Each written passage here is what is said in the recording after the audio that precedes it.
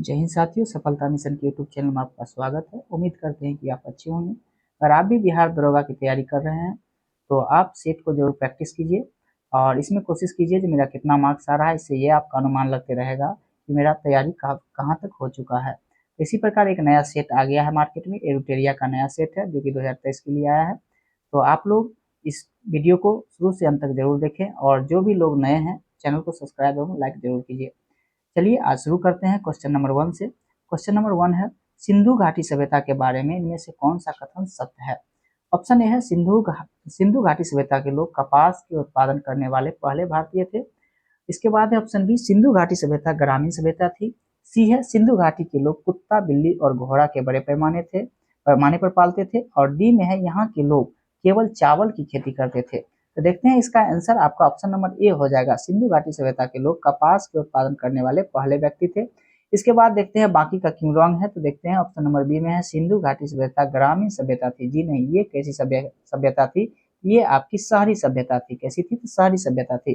और सी में था, सिंधु घाटी के लोग कुत्ता, बिल्ली और घोड़े के बड़े पैमाने पर पालते थे। तो ऐसा नहीं है, घोड़ा का जहां तक तो ये नहीं मिला है जो लोग पालते थे, लेकिन थोड़ा सा हड्डी का साक्ष्य मिला है। ये बड़े तौर पर जो है सो पाला नहीं जाता था सिंधु घाटी सभ्यता में। इसके बाद है डी में, यहाँ के लोग केवल चावल की खेती करते थे। तो नहीं है, यहाँ के लोग जो है सो आपका कपास, गेहूं इस प्रकार की खेती करते थे। यानी कि इसका आंसर आपका ऑप्शन नंबर ये सही होगा। आगे है, जैन धर्म के त्रिरत्न में शामिल है। जैन धर्म के त्रिरत्न में कौन कौन से हैं? तो जैन धर्म के त्रिरत्न में कौन से शामिल होते हैं? तो आप सभी जानते होंगे, सम्यक ज्ञान है, एक क्या है तो सम्यक ज्ञान, सम्यक ज्ञान, एक है सम्यक आचरण, सम्यक आचरण, और एक है सम्यक दर्शन, सम्यक दर्शन। तो इस प्रकार इसका अर्थ अगर निकाले तो ये इसका ऑप्शन नंबर सी हो जाएगा। यानी कि क्या है, सही विश्वास होता है, सही ज्ञान होता है और एक सही आचरण होता है। यानी कि ऑप्शन नंबर सी इसका आंसर हो जाएगा, सही विश्वास, सही ज्ञान और सही आचरण। आगे है, चोल अभिलेखों के अनुसार जैन संस्थानों को दान में दी जाने वाली भूमि को क्या कहते थे? इसका आंसर हो जाएगा ऑप्शन नंबर बी, पल्ली छद्मम कहते थे। यानी कि ऑप्शन नंबर बी, पल्ली छद्मम कहते थे। आगे है, विशाखदत्त द्वारा रचित मुद्रा राक्षस कौन सी भाषा में लिखी गई है? तो मुद्रा राक्षस जो है सो आपका विशाखदत्त के द्वारा लिखा गया था, जो कि संस्कृत भाषा में लिखा गया था। ऑप्शन नंबर सी हो जाएगा। आगे है, निम्नलिखित में से किस शासक के शासनकाल में भारत का पहला मुद्रा रुपये मुद्रित हुआ था? ये आपका आंसर हो जाएगा option number B, Sher Shah Suri के कार्यकाल के दौरान हुआ था। आगे है, निम्नलिखित में से किसके शासनकाल में मुगलों और मराठों के बीच द्वंद्व प्रारंभ हुआ था? तो ये आपके औरंगजेब। इसका आंसर हो जाएगा ऑप्शन नंबर डी, औरंगजेब इसका आंसर हो जाएगा।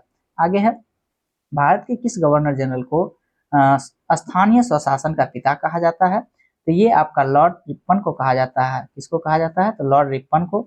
ऑप्शन नंबर ए हो जाएगा। और इसके बाद रिपन के बारे में कहे तो रिपन जो है, जैसे कि लॉर्ड लिप्टन ने जो है वर्नाकुलर स्पेस एक्ट पर जो है प्रतिबंध लगाया, वैसे ही जो है सो लॉर्ड रिपन ने वर्नाकुलर स्पेस एक्ट को समाप्त कर दिया था। इसके बाद है आगे, आठवें ब्रिटिश साम्राज्य में अवध का विलय हुआ था। कब हुआ था? तो ये आपका 1856 में विलय कर दिया गया था। आगे है, निम्नलिखित में से किसने बंगाल के विभाजन 1905 के विरोध में हुए आंदोलन का नेतृत्व किया था? तो इसका 9 का आंसर हो जाएगा आपका ऑप्शन नंबर ए, सुरेंद्रनाथ बनर्जी ने नेतृत्व किया था बंगाल विभाजन के विरोध में। यानी कि आपका ऑप्शन नंबर ए हो जाएगा। आगे है, 10 की बात करते हैं। तो 10 में है, किस व्यक्ति ने महात्मा गांधी की पहली बार राष्ट्रपिता कहकर संबोधित किया था? तो महात्मा गांधी को सबसे पहली बार राष्ट्रपिता कहकर के सुभाष चंद्र बोस ने जो है सो संबोधित किए थे। यानी कि इसका आंसर ऑप्शन नंबर आपका सी हो जाएगा, सुभाष चंद्र बोस इसका आंसर हो जाएगा। आगे है, सत्यशोधक समाज की स्थापना हुई थी, यानी सत्यशोधक समाज की स्थापना जो है कब हुई थी और किसने किया था? ये आपको इसमें से चुनना है। 11 का आंसर देखिएगा ऑप्शन नंबर सी में, ज्योतिबा फुले के द्वारा सत्यशोधक समाज की स्थापना की गई थी। जो कब किया गया था? तो 1873 में सत्यशोधक समाज की स्थापना किया गया था। यानी ऑप्शन नंबर सी हो जाएगा। आगे है, अटाला देवी मस्जिद का निर्माण किस शासक के द्वारा किया गया था? तो अटाला देवी मस्जिद का निर्माण इब्राहिम शाह सरकी के द्वारा किया गया था। इब्राहिम शाह सरकी के द्वारा अटाला देवी मस्जिद का निर्माण किया गया था। यानी कि इसका आंसर ऑप्शन नंबर आपका क्या हो जाएगा? तो ऑप्शन नंबर 20 का आंसर हो जाएगा। आगे है, अलाउद्दीन के समय भू राजस्व की दर उपज का कितना भाग था? तो अलाउद्दीन खिलजी के समय भू राजस्व की दर का जो है सो आपका 1/2 यानी 50% जो है सो आपका टैक्स लिया जाता था। ऑप्शन नंबर ए हो जाएगा। आगे है, भारतीय संविधान अपने नागरिकों को डैश की समानता का वचन देता है।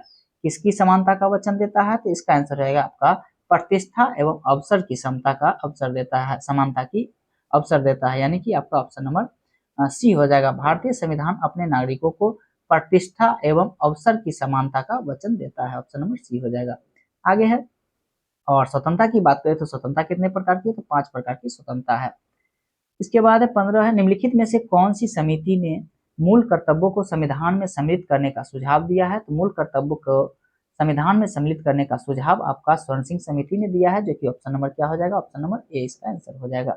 आगे है, अनुसूचित जनजाति के संरक्षण के लिए एक क्षेत्र को अनुसूचित क्षेत्र के रूप में घोषणा करने की शक्ति किसके पास है? तो 16 का आंसर हो जाएगा आपका ऑप्शन नंबर सी। किसके पास शक्ति है? तो ये आपका राष्ट्रपति के पास शक्ति है। ऑप्शन नंबर सी हो जाएगा।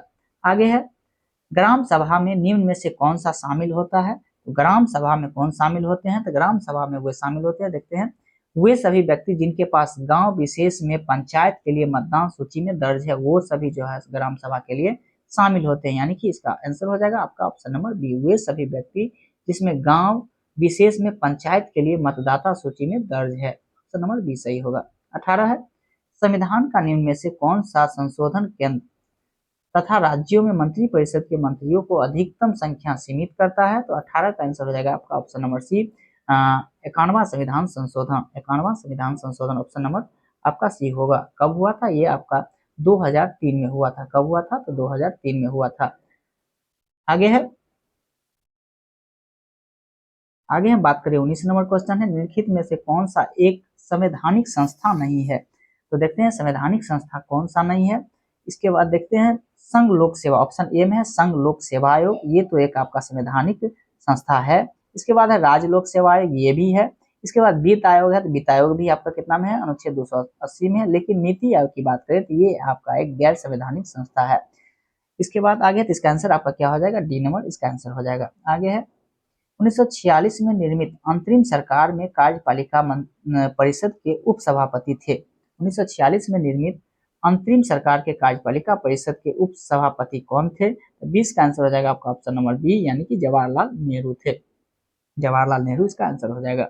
आगे है, भारतीय संविधान के किस अनुच्छेद में केंद्र शासित प्रदेशों के लिए उच्च न्यायालय की प्रावधान किया गया है? तो उच्च न्यायालय का प्रावधान कितना में किया गया है? तो आपका 241 अनुच्छेद कितना? 241 में जो है केंद्र शासित प्रदेश के लिए एक उच्च न्यायालय का प्रावधान किया गया है, जो कि ऑप्शन नंबर इसका सी हो जाएगा। ऑप्शन नंबर सी हो जाएगा। सॉरी, थोड़ा सा बैक हो गया था। तो ये आपका आंसर हो जाएगा अनुच्छेद 241, यानी कि ऑप्शन नंबर आपका क्या हो जाएगा? ऑप्शन नंबर सी हो जाएगा। आगे है, लोकसभा के स्पीकर का निर्वाचन होता है। लोकसभा के स्पीकर का निर्वाचन किस प्रकार होता है? तो इसमें जो है लोकसभा के सभी सदस्य द्वारा जो है लोकसभा का स्पीकर यानी अध्यक्ष चुना जाता है, यानी कि इसका क्या हो जाएगा आंसर? ऑप्शन नंबर सी हो जाएगा इसका आंसर। आगे है, निम्नलिखित में से कौन से मामले उच्च न्यायालय और उच्चतम न्यायालय की अधिकारिता में आते हैं? तो ये जो है कौन सा मामला उच्चतम न्यायालय एवं उच्च न्यायालय के अधिकारिता में आते हैं? तो ये आपका क्या है? ऑप्शन देखते हैं, केंद्र एवं राज्य के बीच विवाद, ऑप्शन बी है राज्यों के परस्पर विवाद, और सी में है मूल अधिकार का प्रवर्तन, और डी में है संविधान के उल्लंघन से संरक्षण, यानी कि इस प्रकार इसका आंसर हो जाएगा मूल अधिकार का परिवर्तन जो है ये आपका उच्च न्यायालय के अधिकारिता में आता है, यानी कि ऑप्शन नंबर सी हो जाएगा। इसके बाद है, स्वर्ण त्रिभुज एक विशिष्ट क्षेत्र है जो मादक द्रव्यों की तस्करी के लिए प्रसिद्ध है। निम्नलिखित में से कौन सा देश इन त्रिभुज का भाग नहीं है? इस त्रिभुज का कौन सा भाग नहीं है? तो यानी कि ऑप्शन नंबर डी, यानी कि थाईलैंड है, म्यांमार है, इसके बाद लाओस है, लेकिन कंबोडिया नहीं है। ऑप्शन नंबर डी हो जाएगा इसका आंसर। आगे है, अंतर्राष्ट्रीय प्रवासी दिवस कब मनाया जाता है? तो अंतर्राष्ट्रीय प्रवासी दिवस आपको कब मनाते हैं? तो ये इसका आंसर आपका हो जाएगा। अंतर्राष्ट्रीय प्रवासी दिवस की बात करें, अंतरराष्ट्रीय अंतर्राष्ट्रीय प्रवासी दिवस आपका 18 दिसंबर को मनाते हैं, यानी कि इसका आंसर ऑप्शन नंबर बी हो जाएगा। आगे है, लोसुंग त्योहार कहाँ मनाया जाता है? तो लोसुंग त्योहार आपका कहाँ मनाते हैं? तो सिक्किम में मनाते हैं, जो कि ऑप्शन नंबर बी हो जाएगा, सिक्किम में मनाते हैं। आगे है, 27 है, योनेक्स कप किस खेल से संबंधित है? तो योनेक्स कप आपका किससे है? तो ये आपका बैडमिंटन से संबंधित है, जो कि ऑप्शन नंबर ए हो जाएगा। याद कर लीजिएगा। योनेक्स कप किससे संबंधित है, तो बैडमिंटन से इसका आंसर हो जाएगा। सूरजताल झील कहाँ स्थित है, सूरजताल झील की बात करें तो सूरजताल झील हिमाचल प्रदेश में स्थित है।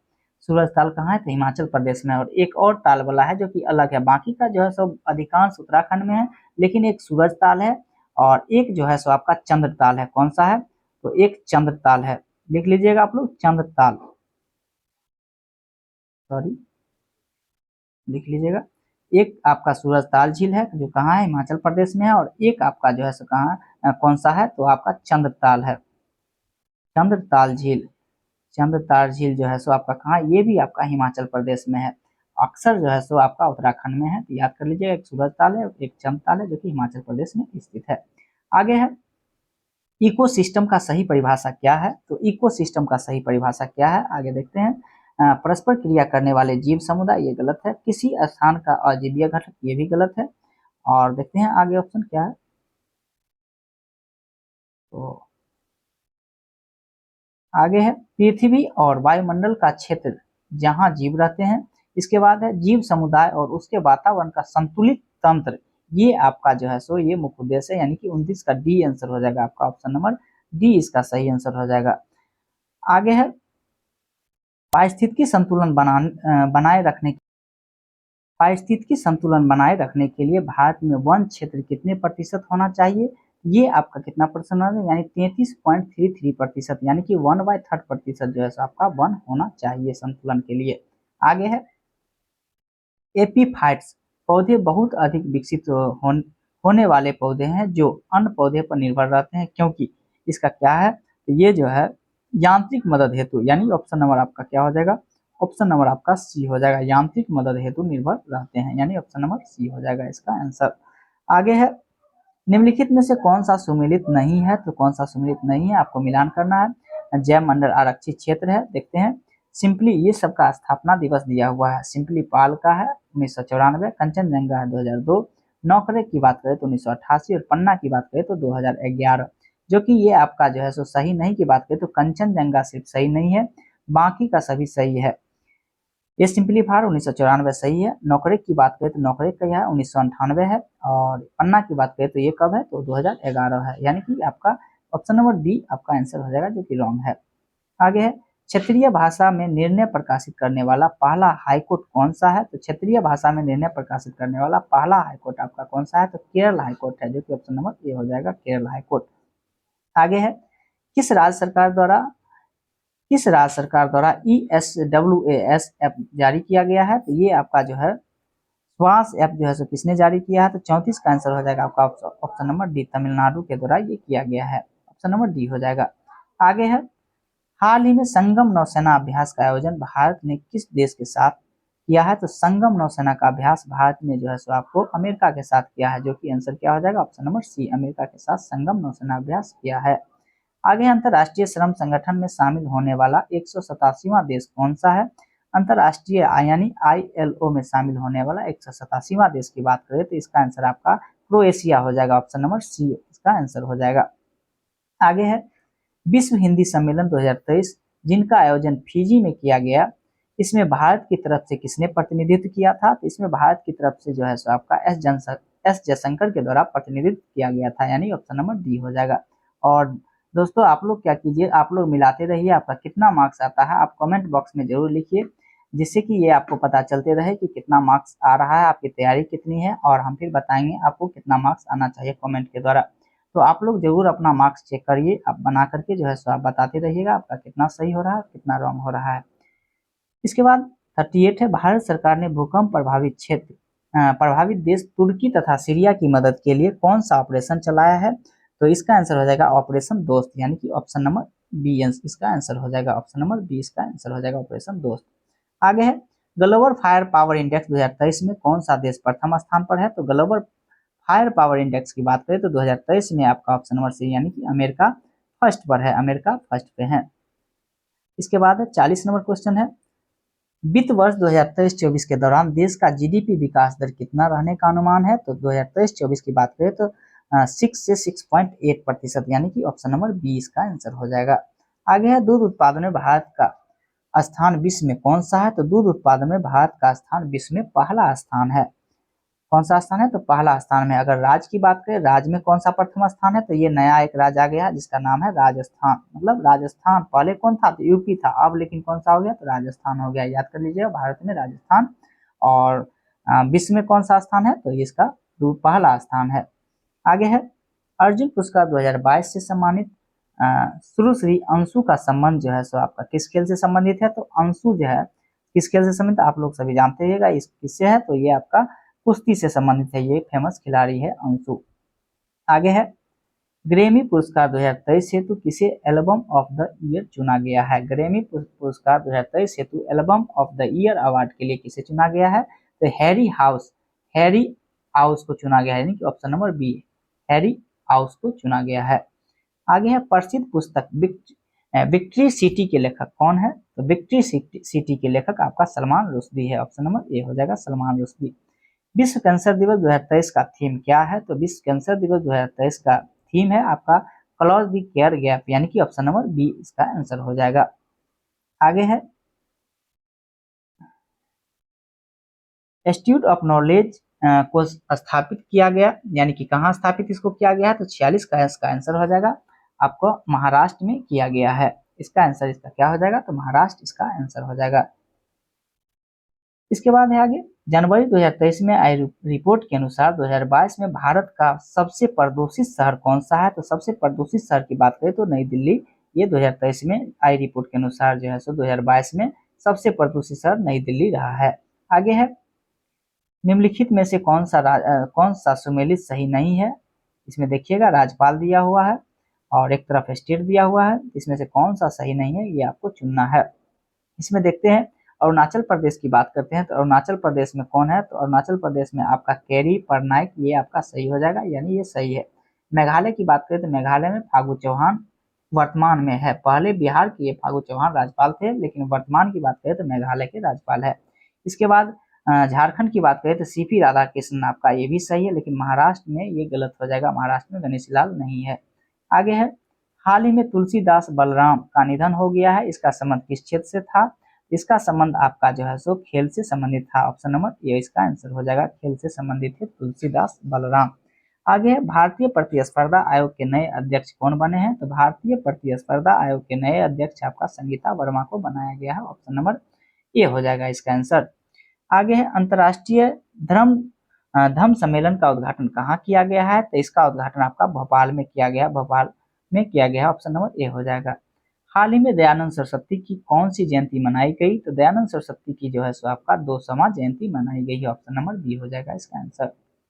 आगे है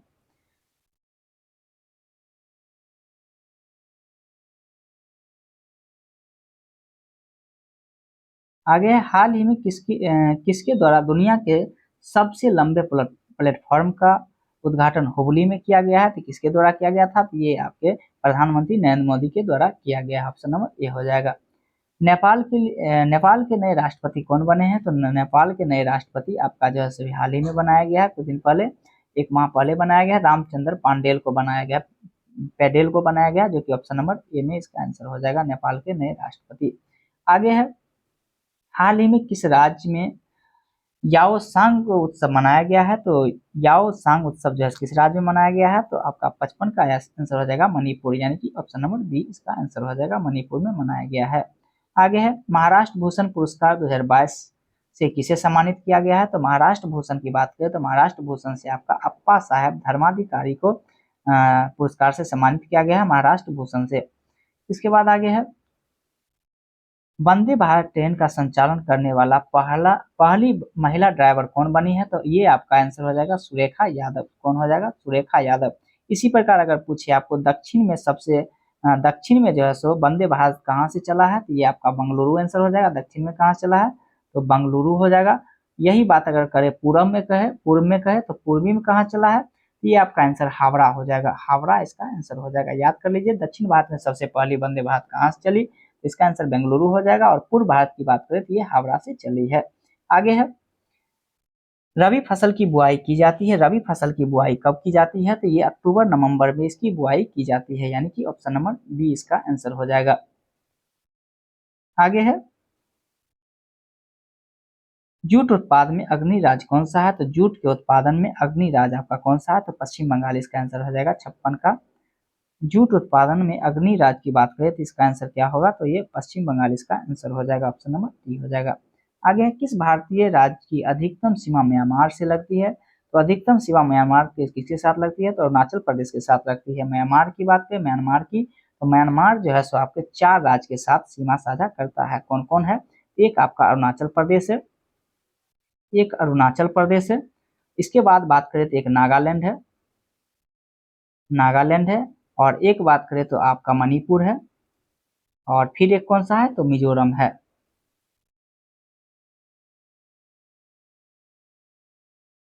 एक मिजोरम, यानी कि एक मिजोरम है, मिजोरम है, मिजोरम है। तो इसका आंसर क्या हो जाएगा? ये देखिएगा आगे। जूट उत्पादन में अग्निराज की बात करें तो ये पश्चिम बंगाल था, और इसके बाद आपका 60 में था, किस भारतीय राज्य की अधिकतम सीमा म्यांमार के साथ लगती है? तो ये आपका क्या हो जाएगा? अरुणाचल प्रदेश इसका आंसर हो जाता। और म्यांमार जो है सो कितने राज्य के साथ लगती है? तो मैंने बताया 4 राज्य के साथ लगती है, थोड़ा सा मिस हो गया था, इसके लिए सॉरी। आगे है, भारत में उत्तरी मैदान में शीत ऋतु में वर्षा होती है। भारत के उत्तरी मैदान में शीत ऋतु में वर्षा जो है सो किस कारण से होती है? तो 61 का आंसर आपका हो जाएगा ऑप्शन नंबर बी, यानी कि पश्चिमी विक्षोभ के कारण जो है सो आपका उत्तरी मैदानों में शीत ऋतु में वर्षा होती है, पश्चिमी विक्षोभ के कारण। आगे है, कॉफी पोर्ट के नाम से जाना जाता है। तो कॉफी पोर्ट के नाम से किन्हीं को जाना जाता है? तो सेंटोस को जाना जाता है। किनको जानते हैं? सेंटोस को, ऑप्शन नंबर बी हो जाएगा इसका आंसर। आगे है, नंदा देवी चोटी किस हिमालय का भाग है? तो नंदा देवी चोटी आपका कुमायूं हिमालय का भाग है, जो कि आपका ऑप्शन नंबर सी हो जाएगा। आगे है, द्वीपों का समूह लक्षद्वीप है। द्वीपों का समूह जो है आपका लक्षद्वीप है, जो कि किसके द्वारा बना हुआ है? तो ये परवाल निर्मित से ये बना हुआ है, परवाल द्वारा निर्मित से बना हुआ है। आगे है, दूध गंगा निम्नलिखित में से किसकी सहायक नदी है? तो दूध गंगा आपकी जो है सो ऑप्शन नंबर सी, यानी कि चिनाब की सहायक नदी है। दूध गंगा किसकी सहायक नदी है? तो चिनाब की सहायक नदी है, जो कि कहाँ बहती है? तो ये जम्मू कश्मीर में बहती है। आगे है, भार की एसआई मात्रक क्या है? तो भार का एसआई मात्रक आपका न्यूटन होता है, जो कि ऑप्शन नंबर सी में दिया गया है।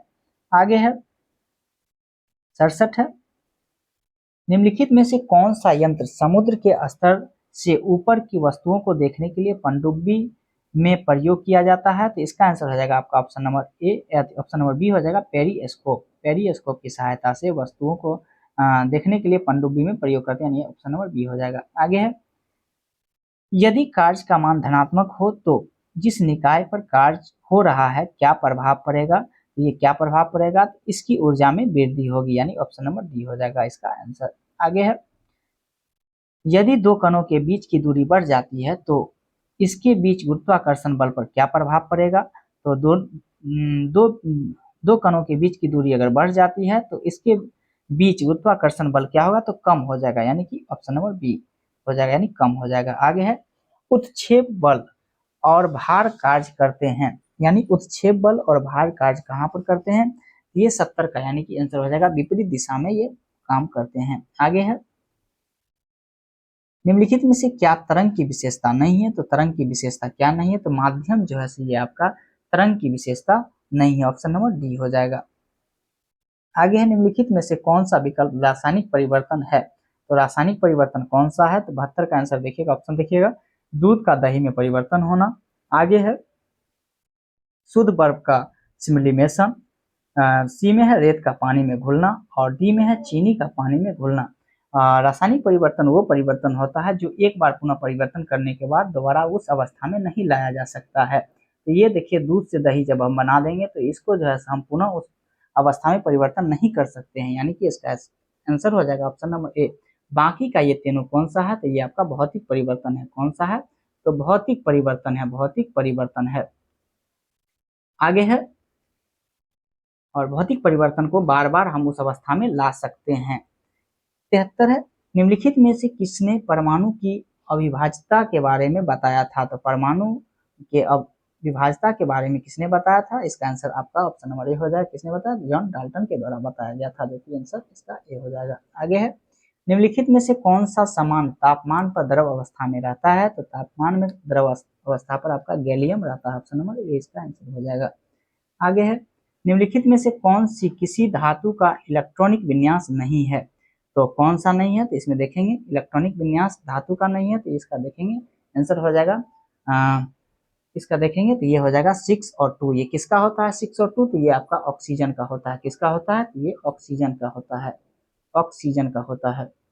आगे है निम्नलिखित में से किसे एक तत्व के भार की तुलना में एक मूल विशेषता माना जाता है? तो आपका 76 का आंसर हो जाएगा आपका ऑप्शन नंबर डी यानी परमाणु क्रमांक। ऑप्शन नंबर डी इसका आंसर हो जाएगा परमाणु क्रमांक।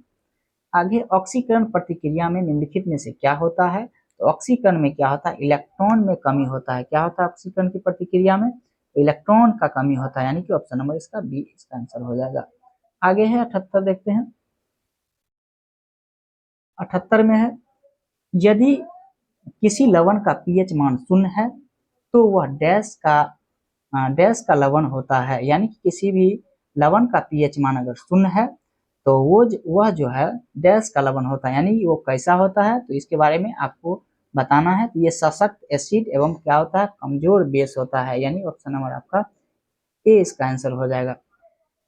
आगे है जलीय विलयन में किसी अम्ल या क्षार में क्या परिवर्तन होता है? तो जलीय विलयन में किसी अम्ल या क्षार में परिवर्तन क्या होता है? तो 79 का आंसर में देखेंगे क्षार जल में OH माइनस आयन करता है। इसका आंसर क्या हो जाएगा? इसका आंसर आपका ए हो जाएगा, जो कि सही है। और यही बात अगर हम करें अम्ल की, तो अम्ल क्या करता है तो पॉजिटिव देता है, यानी अम्ल हाइड्रोजन प्लस देता है। और आपकी बात करें ये क्षार की, तो क्षार क्या करता है तो माइनस देता है। आगे है उन निष्क्रिय गैस का क्या नाम है जिसे आधुनिक आवर्त सारणी के पहले आवर्त में रखा गया है? तो पहले आवर्त में किसको रखा गया है? तो सभी लोग आप जानते होंगे ये किसको रखा गया है। निष्क्रिय गैस की बात कर रहा है, तो निष्क्रिय गैस में किसको है? तो हीलियम को सबसे ऊपर में रखा गया है, जो कि ऑप्शन नंबर बी हो जाएगा इसका आंसर। आगे है अधातुओं का व्यापक प्रयोग निम्नलिखित में से किसमें होता है? तो ये आपका आंसर हो जाएगा इसका ऑप्शन नंबर बी खाद इसका आंसर हो जाएगा, खाद इसका आंसर हो जाएगा। आगे है कास्टिक सोडा का रासायनिक नाम क्या है? तो कास्टिक सोडा का रासायनिक नाम आपका क्या होता है? सोडियम हाइड्रोक्साइड होता है, यानी कि ऑप्शन नंबर आपका क्या हो जाएगा? ऑप्शन नंबर डी इसका आंसर हो जाएगा। हाँ, सोडियम हाइड्रोक्साइड कास्टिक सोडा का रासायनिक नाम होता है। आगे है हिमेटोलॉजी का अध्ययन निम्नलिखित में से किससे संबंधित है? हिमेटोलॉजी का अध्ययन जो है आपका किससे है? तो रक्त से संबंधित है हिमेटोलॉजी। आगे है पानी की कमी के कारण कोशिकाओं में संकुचन भीति से अलग होने की प्रक्रिया को क्या कहा जाता है? तो 84 का आंसर देखेंगे इसको क्या कहते हैं? तो प्लाज्मोलिसिस कहते हैं। क्या कहते हैं? प्लाज्मा लोसिस कहते हैं। इसका आंसर हो जाएगा आपका ऑप्शन नंबर डी हो जाएगा। इसका आंसर हो जाएगा आपका ऑप्शन नंबर डी प्लाज्मोलिसिस कहते हैं।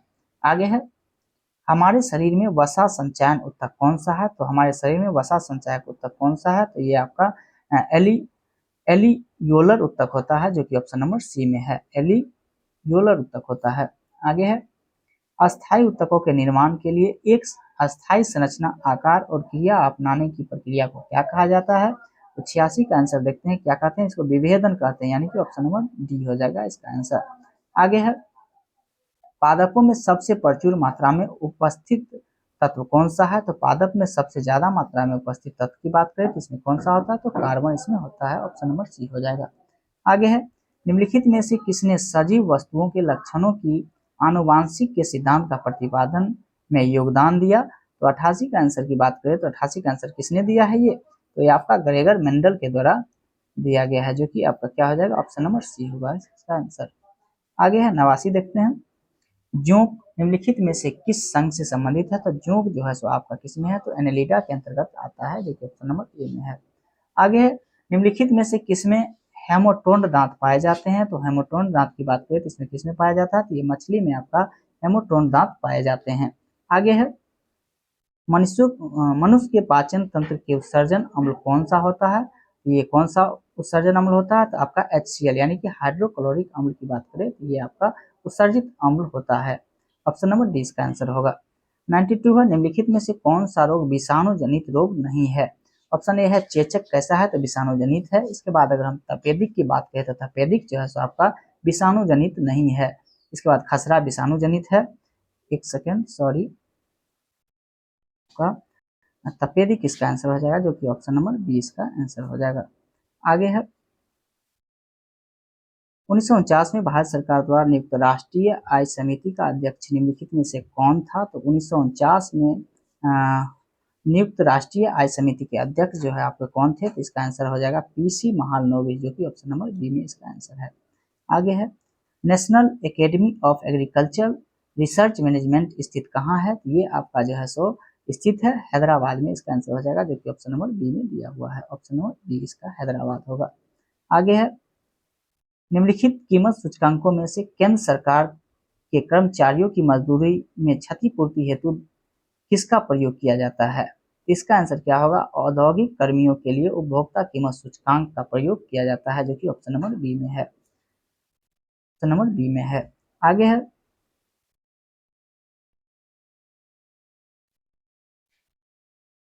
आपका मैथ है, देखिएगा ये मैथ में क्या दिया हुआ है। यदि 39 और 156 के बीच मध्य अनुपाती x है तथा 24 और 36 का तृतीय अनुपाती y है, तो 6x अनुपात 13y का मान क्या होगा। इसको बनाने का प्रयास करते हैं। देखिएगा मध्य अनुपाती बराबर क्या होता है, रूट अंडर ए बी होता है। रूट अंडर ए बी होता है तो ए बी यानी कि आपका क्या हो जाएगा 39 हो जाएगा और मल्टीप्लाई कितना हो जाएगा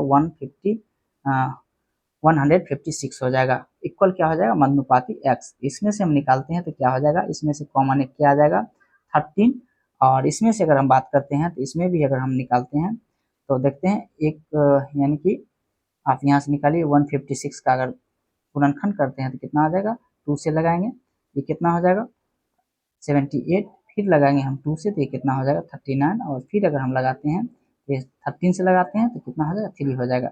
यानी कि एक क्या हो जाएगा, तो ये एक 13 हो गया, इसके बाद एक क्या हो जाएगा तो आपका 2 हो जाएगा, और एक की बात करें तो एक क्या हो जाएगा आपका, तो आपका 3 हो जाएगा। तो ये आप कितना हो जाएगा, इसका x का वैल्यू कितना हो जाएगा, x का वैल्यू आपका कितना आएगा, तो 78 x का वैल्यू आ जाएगा। एक सेकेंड, सॉरी दोस्तों, तो x का वैल्यू यहाँ से कितना आ जाएगा, x का वैल्यू आपका कितना आएगा 78 आपका x का वैल्यू आएगा। फिर आपका दिया हुआ है 24 और 36 तृतीय समानुपाती दिया हुआ है। तो तृतीय समानुपाती का फॉर्मूला क्या होता है, बी स्क्वायर बाय ए होता है। बी स्क्वायर बाय ए होता है तो b का कितना वैल्यू है आपका 36 है, 36 इंटू 36 करेंगे, इसके बाद कितना 24 बाय कर देंगे। इसमें से अगर हम क्रॉस करते हैं तो ये कितना हो जाएगा, ये काट देंगे हम इसको, इसमें देखेंगे ये आपका 18 हो जाएगा और फिर ये क्रॉस हो जाएगा। तो यानी कि बी की बात करें, सॉरी ये जो है सो आपका वाई की बात करें तो वाई कितना आ जाएगा आपका 54 आपका वाई आ जाएगा। और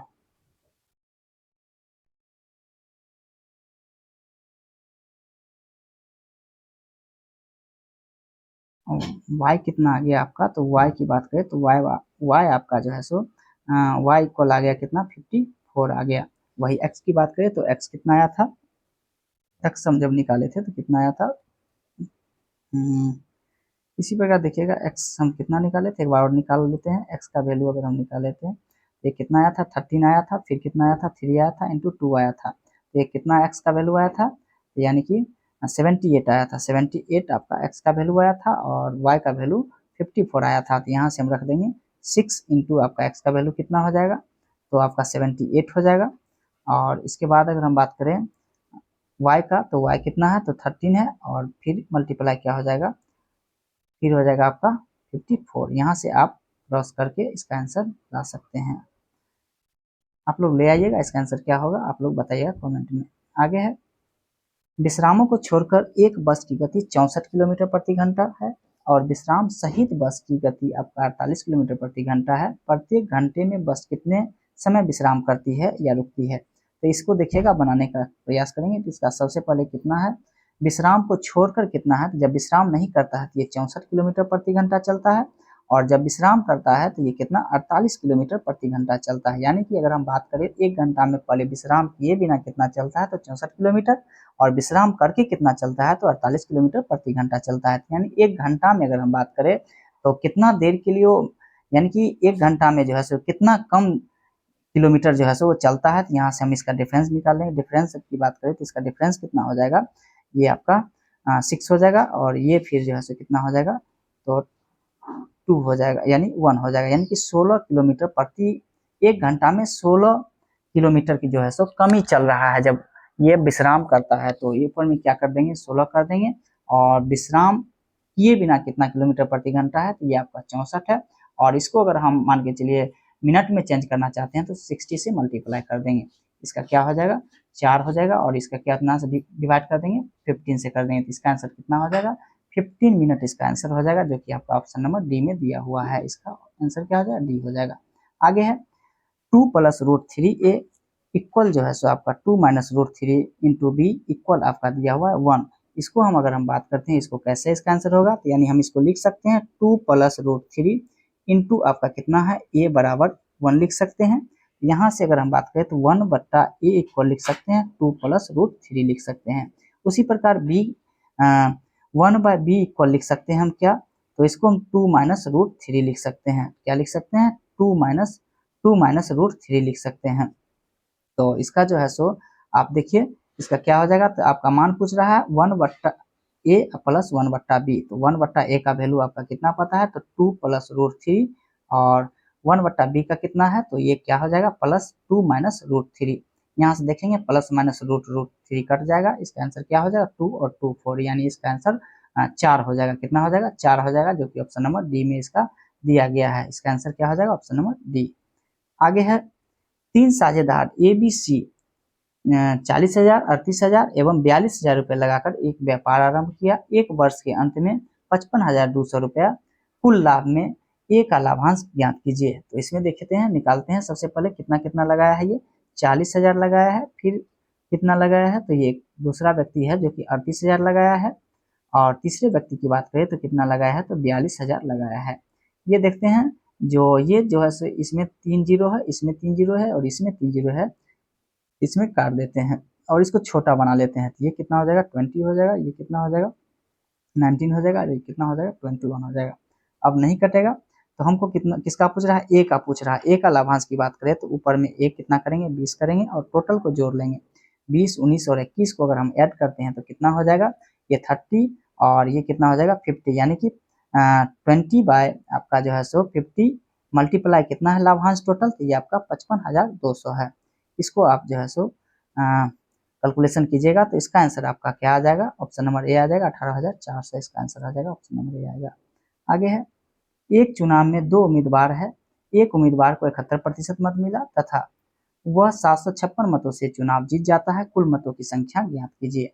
देखते हैं एक उम्मीदवार था जिनको जो है सो जो जीतने वाले हैं उनको 71% मत मिलता है, तो हारने वालों को कितना मिला होगा, यानी कि जीतने वाले को कितना मिले हैं, जीतने वाले को 71, और हारने वाला कितना होगा, हारने वाले की बात करें तो हारने वाला आपका कितना हो जाएगा, तो ये आपका 29% होगा, तब तो 100% पूरेगा। और यही बात करें अगर दोनों की अंतर की, तो दोनों का अंतर कितना यानी प्रतिशत से जीत रहा है, ये तो यहाँ से निकालेंगे कि कितना हो जाएगा 2, इसके बाद ये 4, यानी कि 42% से जो है सो ये चुनाव जीता होगा, जो कि 42% इक्वल आपको दिया हुआ है कितना क्वेश्चन में 756 दिया हुआ है। तो हमको टोटल वोट मत की संख्या निकालना है, तो हम टोटल 100% मानेंगे, तो यहाँ से इसका आंसर आ जाएगा, यानी कि 756 इंटू 100 और बाय 42 आप करिएगा तो इसका आंसर आ जाएगा। इसका आंसर आपका आएगा 1800, जो कि ऑप्शन नंबर सी में है। तो दोस्तों आप लोग को ये टेस्ट कैसा लगा और आप लोग को कितना मार्क्स आए कमेंट में जरूर लिखिए, और ये टेस्ट आपको कैसा लगा कमेंट करके जरूर बताएं, ताकि मैं अगला सेट के लिए आपको वीडियो तैयार करके दे सकूं। तो आप अगर नए होंगे तो चैनल को लाइक एवं सब्सक्राइब शेयर जरूर कीजिए। जय हिंद, जय भारत।